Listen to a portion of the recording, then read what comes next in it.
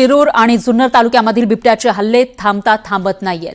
शिरूर आणि जुन्नर तालुक्याच्या हद्दीवर असलेल्या पारगाव इथं भर दिवसा बिबट्यानं हल्ला केला। या हल्ल्यामध्ये मुलाचा मृत्यू झालाय। शेतात खेळताना आई वडिलांसमोरच बिबट्यानं या मुलाला ओढून नेलं। पिंपरखेड पासून अवघ्या 2 किलोमीटर अंतरावर हा चौथा मृत्यू झालेला आहे। त्यामुळे संतप्त ग्रामस्थांनी रुग्णालयामध्येच वन विभागाच्या अधिकाऱ्यांना घेराव घातला।